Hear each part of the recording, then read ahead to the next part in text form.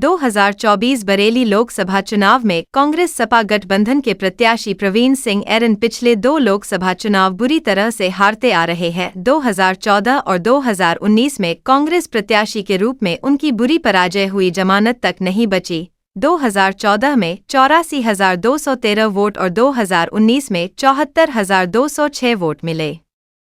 इसी बीच 2022 के यूपी विधानसभा सभा चुनाव से पहले प्रवीण सिंह ऐरन ने पत्नी सुप्रिया सहित कांग्रेस छोड़कर सपा का दामन थाम लिया, जबकि उनकी पत्नी सुप्रिया ऐरन को कांग्रेस ने बरेली कैंट से अपना प्रत्याशी बनाया था। फिर सपा में जाते ही सुप्रिया ऐरन को सपा ने बरेली कैंट से उम्मीदवार घोषित कर दिया, मगर तमाम कोशिशों के बाद भी 88,163 वोट ही हासिल कर पाई और भाजपा से चुनाव हार गए। अब प्रवीण सिंह ऐरन कांग्रेस सपा इंडिया गठबंधन के प्रत्याशी के रूप में दमदार साबित होते जा रहे हैं। अभी तक काफी कुछ घटनाक्रम प्रवीण सिंह ऐरन के लिए फायदेमंद हुआ है।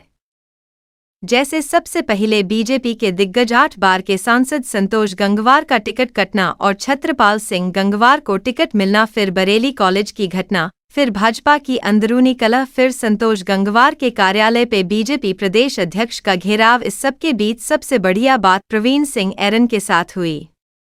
बसपा द्वारा मास्टर छोटे लाल गंगवार को बरेली लोकसभा का प्रत्याशी घोषित करना। अब सीधे बात करें तो बरेली लोकसभा कुर्मी बहुल्य है। 5 विधानसभा और 18 लाख मतदाताओं वाले इस संसदीय क्षेत्र में इस सीट पर अनुमानित तौर पर राजनैतिक जानकारों के अनुसार इनमें मुस्लिम वोट बहुलता में हैं।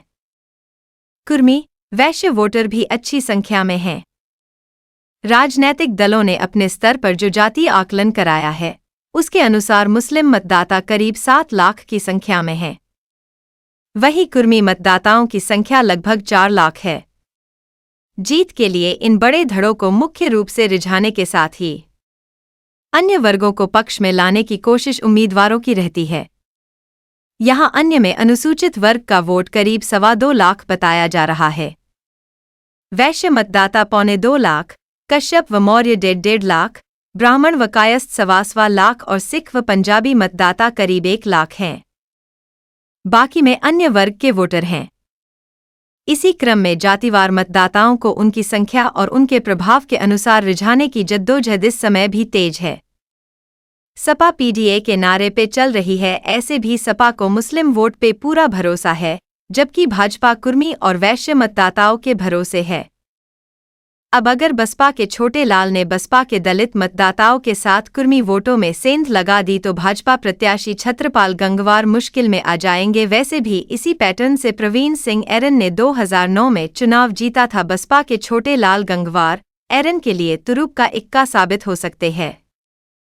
छोटे लाल गंगवार बरेली लोकसभा के नवाबगंज विधानसभा से विधायक भी रह चुके हैं और नवाबगंज विधानसभा कुर्मी बाहुल है और इस विधानसभा से संतोष गंगवार को भारी बढ़त मिलती रही है। इसीलिए छोटे लाल अब भाजपा प्रत्याशी छत्रपाल गंगवार के राह में कांटे बोते नजर आ रहे हैं। एक तो आकाश आनंद के मैदान में आने से बसपा का दलित वोट वापस आता दिख रहा है, जिससे भाजपा की मुश्किल बढ़ती जा रही है। फिर संतोष गंगवार के समर्थकों की नाराजगी और अब बसपा के छोटे लाल गंगवार भाजपा के कुर्मी वोट में ही सेंध लगाते दिख रहे हैं। वैसे छोटे लाल कुछ दिन पहले ही कांग्रेस छोड़कर बसपा में आए हैं। परिणाम जो भी हो, लेकिन अभी तक के खेल में प्रवीण सिंह ऐरन के चेहरे पे मुस्कान बढ़ती जा रही है। अब देखना होगा कौन किसका कितना वोट काट लेता है। वैसे ऐरन 1989 में पहली बार जनता दल के टिकट पर कैंट विधानसभा से विधायक बने। 1993 में वह समाजवादी पार्टी के टिकट पर विधानसभा लड़े और विधायक बने। वर्ष 1995 में स्वास्थ्य मंत्री की उन्हें जिम्मेदारी मिली। उनकी पत्नी सुप्रिया ऐरन ने भी राजनीति में प्रवेश किया और वर्ष 2006 में महापौर बनी। वर्ष 2009 के लोकसभा चुनाव में कांग्रेस ने ऐरन को लोकसभा का टिकट दिया था। उस चुनाव में ऐरन ने भाजपा के संतोष गंगवार को हराया था।